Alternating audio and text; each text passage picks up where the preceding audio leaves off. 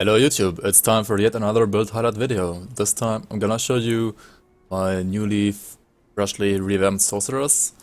For those of you that know this character from my stream, they probably recognize it. This was a Cold Killer's Tempest sorceress before, but I mean that was kind of a bad meme, so I've switched it around to be an Ulzuin character as well. So this is like a full Ulzuin sorceress now. It's maybe not the most creative build obviously, but it's pretty strong, and we've managed to kill some, well, harder content so far. Like we killed Lokarr, we killed Mogdrogan, the Bourbon clones, and obviously also cleared all the dungeons. So yeah, let's show you this build here. Alright, so here we are in the game. Let me show you the build here. So as always, we start off with the skill point allocation, right? So these are the skills. We are a demo and they're an arcanist, making us a sorcerer slash sorceress. So our main mastery is obviously being demolitionist, and our main ability is the Canister bomb.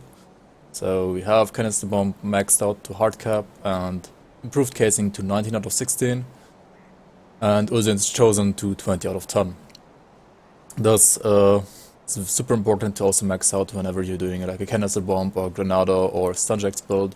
This will give you 25% total damage modifier, which is like a multiplicative damage modifier that comes like in the end, right? So it takes all of your total damage of Canister bomb, then in the end you will get 25% damage more on top of that. Also it has 40% skill chance reduction, like 40% chance to basically reset your cooldown, right? So you can like get some lucky rolls here and spam Canister bomb like, I don't know, up to 10 times in a row. If you're like really lucky. Usually it's like maybe 4 to 5 times. Thermite mines are, well, your resistance reduction. Basically the only resistance reduction that we have from a sorcerer class actually, for fire damage at least. Since we're not using Alexstra's flash freeze, or like we're not really able to apply it to bosses anyway, so it's kind of useless, right? So next up we have the buffs, right? Like flame touched, it's a soft capped here, 12 out of 12. Temper is just a 1 pointer here, 1 point gives me 7 points here actually. Then we have blast shield, this is like one of the defensive procs that we have, defensive circuit breakers. There will be more to come, like this is not the only one, as you will see rather soon. This at 10 out of 12, this gives me plus 5% max Audras and 650 damage absorption whenever I drop below 60% HP, right? And also, because of Ulzuin set, we have 12% health restored on this one as well, which is great. Blackwater Cocktail, like another debuff mostly, right? Like this 1 pointer here, 1 point here to improve the duration and also to reduce any physical damage. And then we have Agonizing Flames, which is like the main reason why we're using this. We try to hard cap this as high as possible to also reduce enemy resistances, in this case by 29 flat. Also keep in mind that this doesn't stack with other types of resistances that are like the same type, or like other resistance reductions that are the same type as this one. So anything else that reads reduce target's resistances is basically the same type of reduction as this one is, and for those the rule is that only the highest will apply. So basically once you have like one of them, which is like high enough, like above 25, it's okay, then you don't need like any other skill that has the same type of wording, right? For example, like we are not using Elemental Storm here, this one has the same wording. Also not using Raise the Dead here, this one also, like skeletons here have also the same wording, as you can see. Alright, moving on, we also have the Flashbang, which is like a super nice defensive ability debuff to enemies, basically multiplying our damage through offensive ability. And also we have 1 point in Searing Light here. I mean the sweet spot is like 6 out of 10. But I'm kinda point start on this build, so we're at 5 out of 10 here. That's just 1 point for 5 points. Just also like good enough in my opinion. Vindictive Flame is also just a 1 pointer, which gives us 9 points here in this case. 1 point for 11% total speed is pretty nice. The same here, 1 point for 7 points. Ulzuin's Wrath, well this is kind of debatable, like even when you get like 7 points for 1 point, this is still like not the best skill. But it's okay-ish, I would say, for 1 point, 7 points. Some decent fire damage here, which also will heal you a little bit at least. I think they should probably like increase the lifesteal on this a little bit more to like make it more useful or something, like maybe 20-25% or something.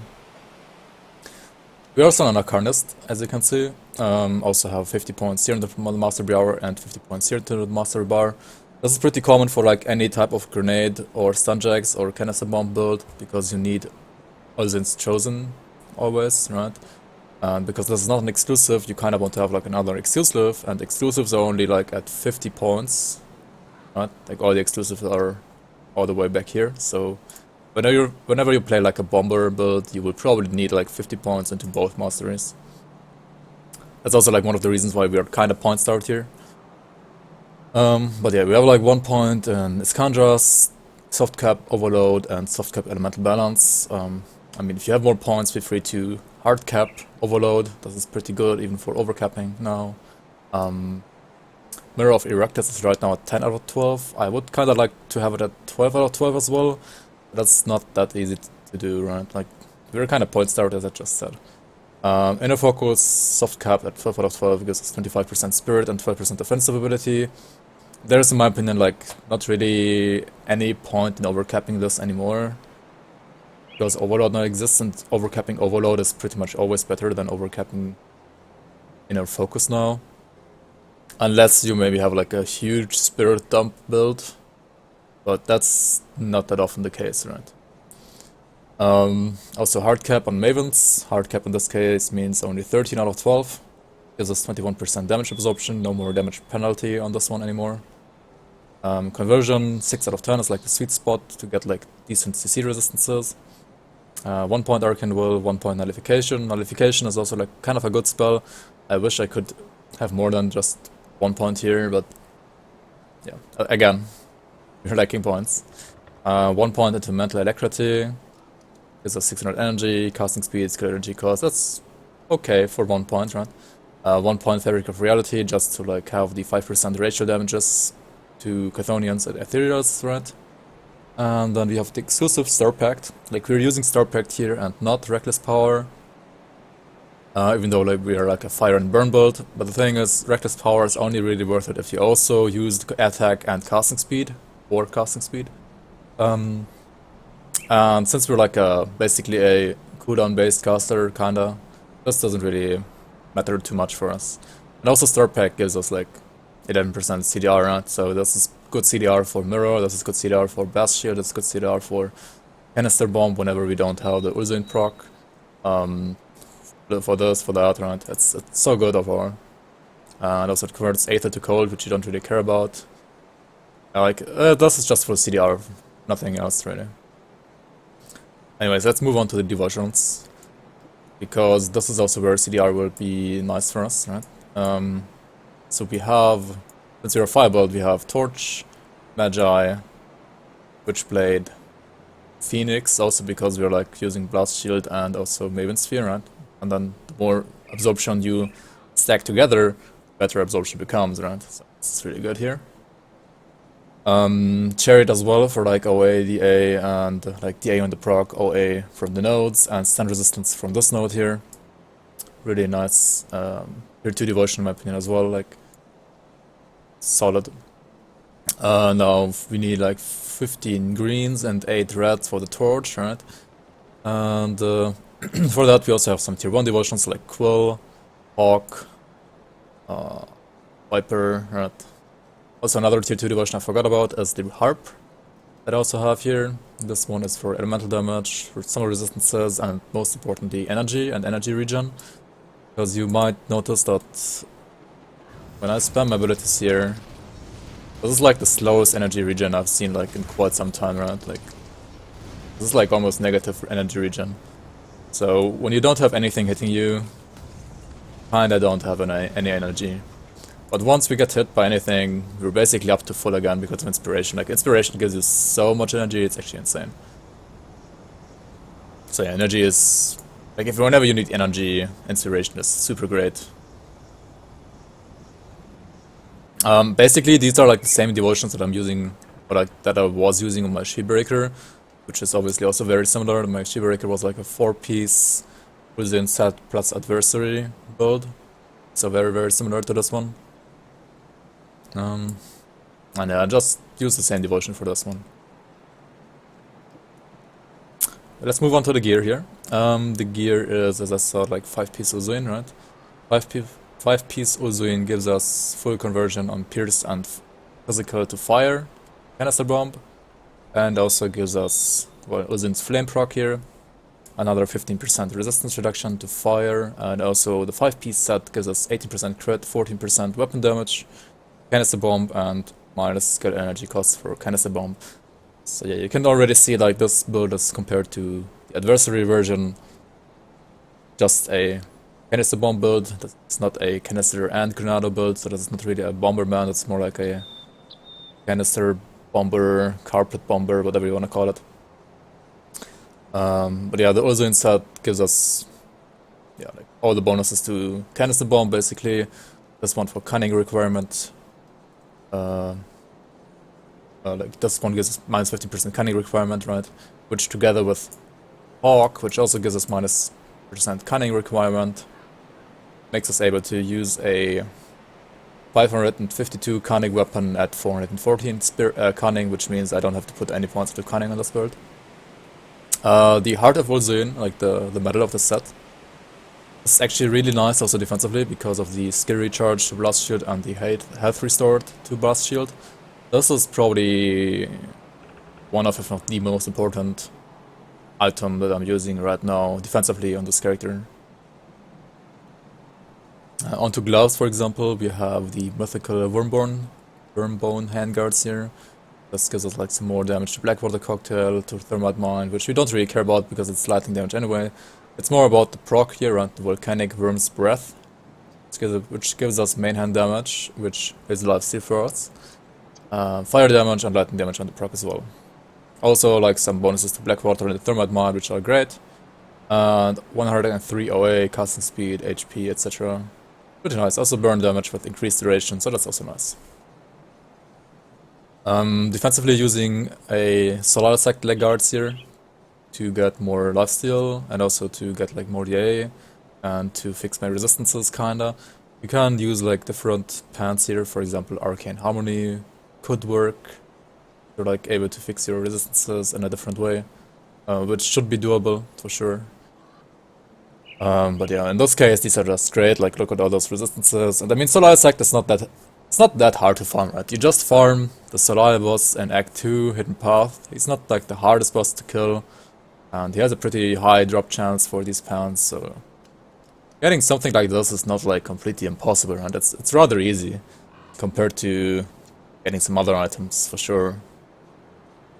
The belt is kinda self-explanatory, right? Ulzuin's Torment, +1 demo, Vindictive Flame, and I mean, you could also use the Arcanist belt here, but the thing is, Arcanist belt also doesn't give you any resistances, and gives you like about the same amount of OA, but less, like no DA, right? So overall, I think the Ulzuin's Torment is just better, but that's why we're using this one here.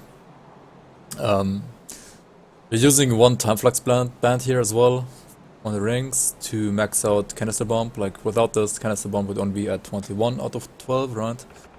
So yeah, it's a little bit unfortunate that we have to use this here, but it's also not that terrible of a ring, right? It's okay. And then we have a Living Ring over here, Impervious of Vitality. This is again to like fix my health and fix my pierce resistance. I mean, when I say to fix my health, I don't really need this, right? Like even without 14.7k HP, it's not bad. So you could use like a combustion band here instead to like get more fire resistance reduction, for example, if you would like to.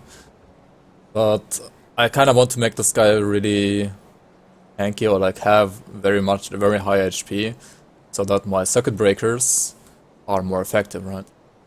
Let's talk about the circuit breakers again. Like we have the Blast Shield, right? This one will proc at 60% HP. Then we have the Ghoul. This one will proc at 45% HP. And also the proc is pretty nice because we have weapon damage on our Canister Bomb, right? So our Canister Bomb will have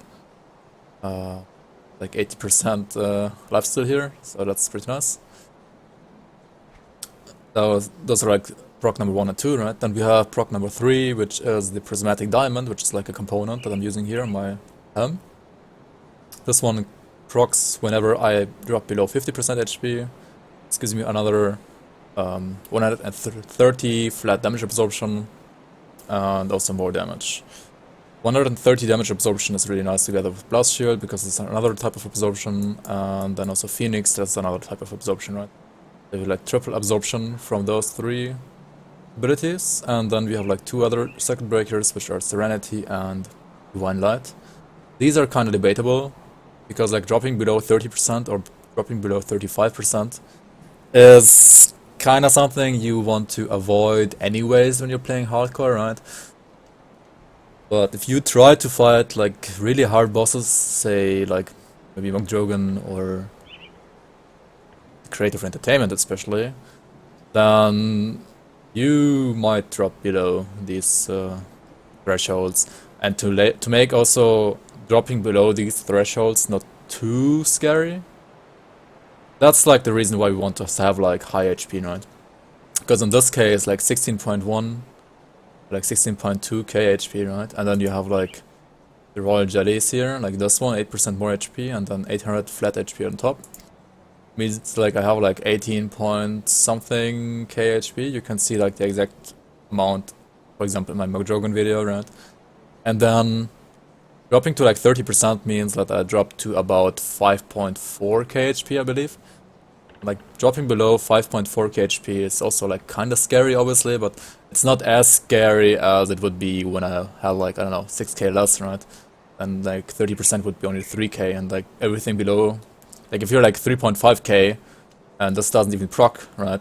Then it's kind of useless because 3.5k is like a kind of a very common value of a hit that you can receive, right? So these become more, like all these circuit breakers become more effective the more HP you have, right? Or like the more effective HP you have. And in this case, this character has a lot of effective HP actually, because we have like Maven Sphere absorbing damage, right? You have like the flat absorption absorbing damage, and then you have like a high HP pool on top. So this is really defensive, and that's also why these circuit breakers make like even more sense than they usually would. So yeah, using the Mark of Divinity here for the medal, as you can see. Also like 800 HP on this one. Flame Touched, Ulzuin's Chosen. That's like really good for a Granado caster or like Canister Bomb caster anyways, right? It's really good. Because of Ulzuin's Chosen, Flame Touched, bonuses on top. Yeah, Serenity just gives you like +1 all skills. Helps me with my Aether and Chaos Resistance overcap, and also more HP, right? The completion bonus, well, that's not the best. But Pierce is also not the burst for me, like I don't have any overcap for Pierce otherwise. But I would like to have the 3% DA completion bonus instead, like the DA completion bonus would be way better than this. Also we're using the Storm Titan threads here just to get like even more HP and the stun reduction, right? Stun resistance. That's 66%. I kind of would like it to be like it's around 70% or even higher. But 66% is fine, I believe, it's okay. About augments, well, we're using Mogdrogon's Touch here. It's like Poison Vitality is kinda not that good, right? You can see Poison is getting at 22% here. We could actually get rid of some of them and use them, trade them for like something like Poison Chaos or Poison Pierce, I guess. As you can see, my Vitality overcap is a little bit too high here. Should change around some of these actually. Let me just do this right now actually. Alright, so we switched around 2 of the augments from Poison Vitality to Poison Pierce. You know, at 33% Vitality overcap, 40% Piercing overcap, and still 22% Poison overcap. So yeah, we have like double Pierce Poison here, double Pierce Vitality, and then 3 times Aether Pierce. Got the 30% Aether overcap as well. And you can see like all of these are overcapped by either quite a bit or like at least 22%, right? Lightning Code is super overcapped, Fire is like crazy overcapped, it's like way too much actually. let's check also out my ring augments here. Like we're using triple era soulfire here to have like fire and burn damage, multiplicator, and also defensive ability, because defensive ability is really like the weak spot on this build right now, which is also why I want to change around my weapon augment here. I'm still using potent Mammoth's Heart, which does give me like fire and burn damage multiplicator and also HP, but it doesn't give me any defensive ability, right? So I kinda would like to maybe eventually trade this out for Ravager's Eye, but the thing is, this character was like, well, this character's not revered with Barrowhelm yet, and also the character was like hostile with Barrowhelm before, because, well, for the other character, like for the other setup that I had on this character before, I didn't need Barrowhelm. But now I kinda do need it, and I had to go back to normal, befriend them in normal, and then I have to like farm the reputation here. So yeah, that's gonna take like a small amount of time as well. That's not probably like gonna be like the only change that will happen for this build that I'm not gonna show you guys in this video. But yeah, this is it for the build. Oh yeah, also we have obviously the Rune of Displacement as our movement ability, as this is like basically the best one for any caster to use to kite around. And this is a caster after all, this is not a ranged or melee build, it's just a caster. Just a cooldown based caster basically. Alright, let's check this build out in action as well. So first of all, how about like a small dummy kill here, right?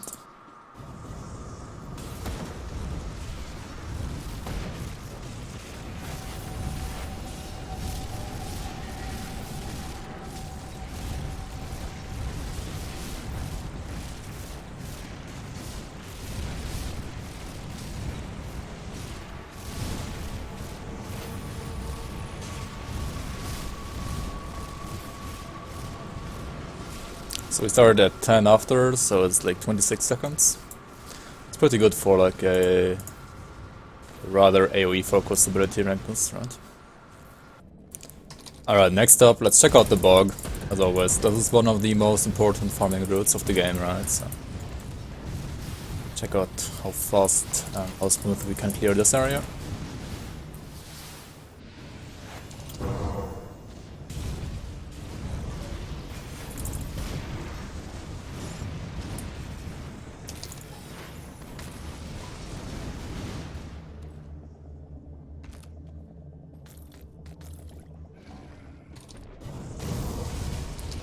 Oh yeah, you also wanna always watch out for this tree, right? This is a tree that you will always want to face, because he has like a nice chance of dropping some blooms. There we go, at least one. Now since we're here, might as well check out the Kraken, right? Kraken.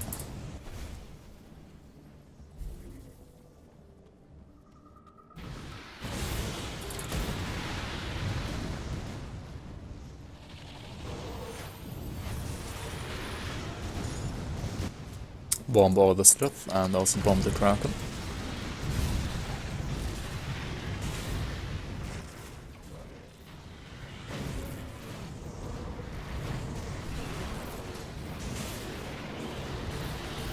Don't be afraid to wait, like hold off with your potion until all your defensive procs are gone. Like not all of them, but like the ones that go off easily. At like Blast Shield, for example. And also, depending on who you're fighting, you should also maybe let Ghoul proc first, because before you even use a single health potion, right? We also got the Prismatic Rage proc, right? Usually Prismatic Rage procs like around the same time as Ghoul, because it's like 45% and 50%. Then you have like Blast Shield that always procs before that.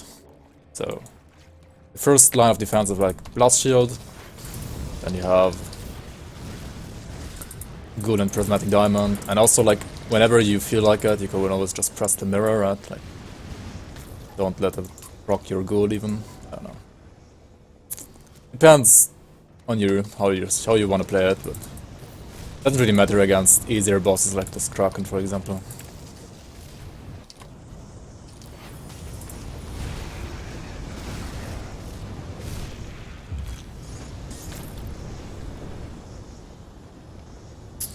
Yeah, I mean, as always, we're also gonna check out the Ancient Grove. This is also one of the main farming routes. This main campaign / dungeon stuff.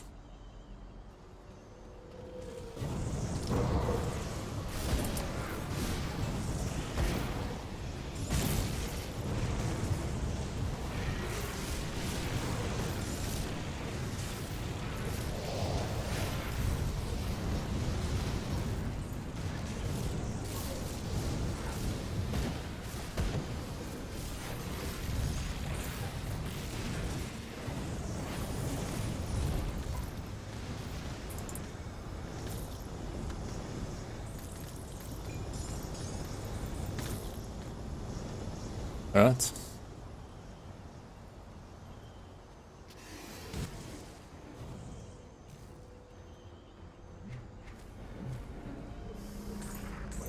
Get the Ancient Armor Plate and the Battle Shell here. Also, whenever he sells Frozen Hearts, also get those. And then, like, feel free to check out all of these, right? Both Keepers of Attack might be okay for you, I don't know.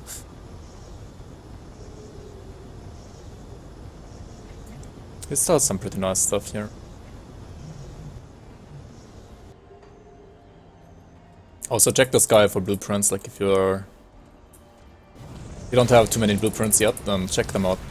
Check the sky out for blueprints. It's like probably the most helpful thing for new players.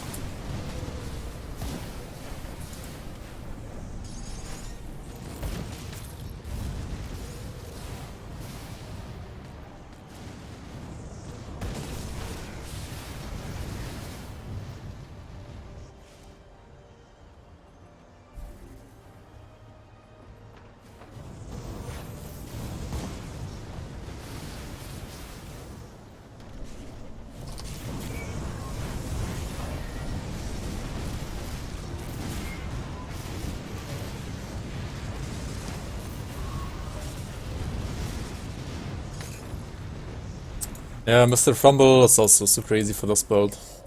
As you could see, like, you're not affected by Fumble obviously, and also you can only proc the Blast Shield and then just mirror, or like, I don't know. You could also choose to let him proc good or something. He's not gonna kill you.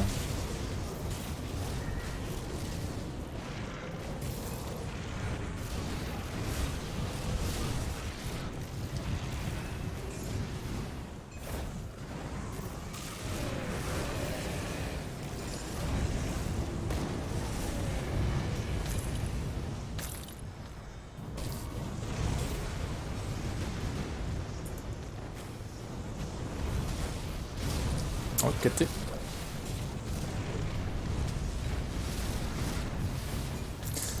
Didn't even proc my Blast Shield, holy shit, what the fuck.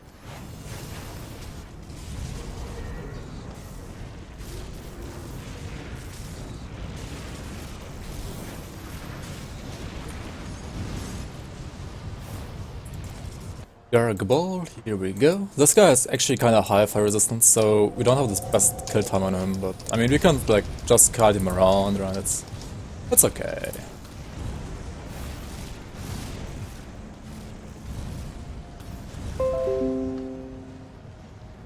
Oh, this.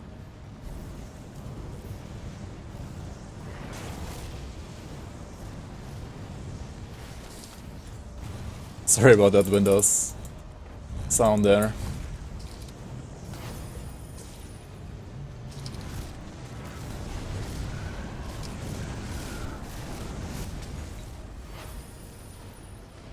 There we go.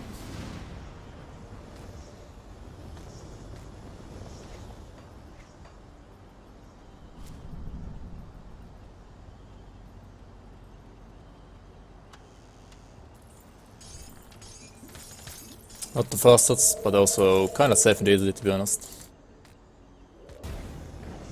Alright, so we found the Kubacabra over here. And we're gonna make him explode. Just like on the Shipbreaker, right?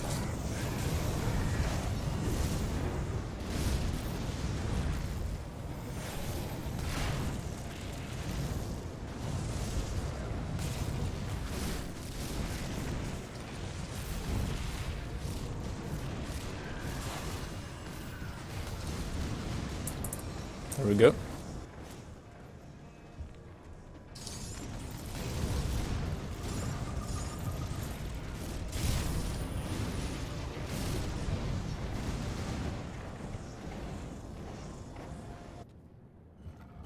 And now, last but not least, let's also do the Lokarr dungeon, right? Keep in mind that this is not a Shadow Realm set character, so we will have pretty bad freeze resistance, right? To counteract, just use one Hoarfrost ointment here before you enter this area. Otherwise, you're gonna die to traps, and that's gonna feel really bad.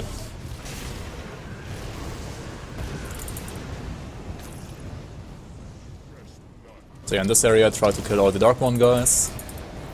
Rift-claimed Adherents. They will drop the Darkmoon set for you. At least they have like a chance to drop it for you, right? Like each of them have like a chance to drop one of the pieces. There are 4 of them, so you have to like bomb all 4 of them to get like the full set.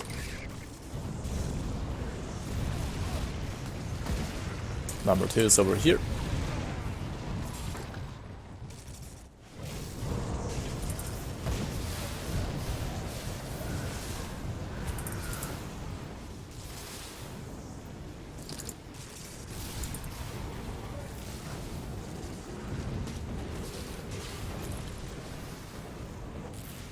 Number 3 is here.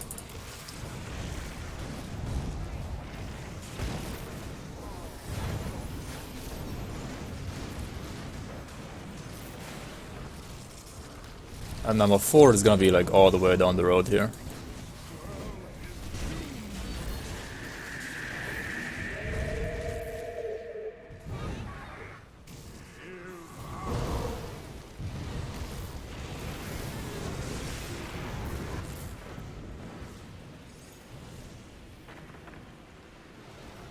Like all the way back. There he is.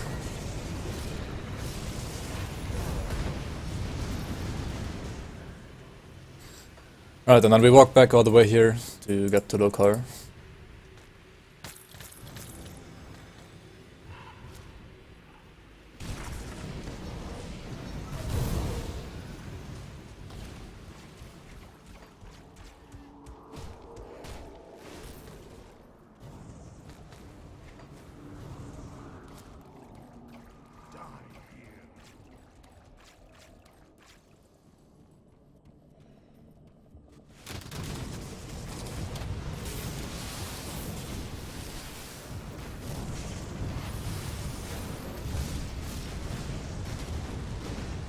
And we enter the portal here, and then against Lokarr, I mean, it's not wrong to use some Royal Jellies, right? Royal Jellies are super cheap anyway.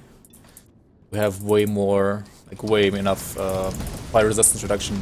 I mean, fire resistance over cap anyways, right? So you just need to be careful here about our blast shield is proccing right now, right? Then you wanna use the pot, you wanna use this. You wanna juggle between your second breakers, right? And blast shield is back up again. There's the blast shield. Once blast shield is down, you use like pot again. Then you use like mirror again, right?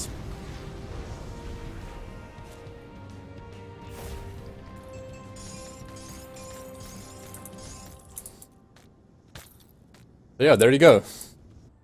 Alright guys, that's gonna be it for me for this video. I hope you enjoy this one. To check out like other content this character did, like Shattered Realm 50 to 51 for example, the Killer McDrogon, first Lokarr kill, Bourbon Clones kill. Check out my other YouTube videos that are about this Ulzuin character as well, this Ulzuin sorceress. Also there will be a video of this character fighting the Creator of Entertainment. Who's gonna win, who's gonna die, who's gonna be alive after that fight, we don't know yet, but the video will be here soonish, sure. Yeah, that said, thank you so much guys for watching, and feel free to give me a like, give me a subscription, or like, I don't know, check out my other videos, check out my Twitch, check out my Discord. As always, I'm gonna see you guys on the next one.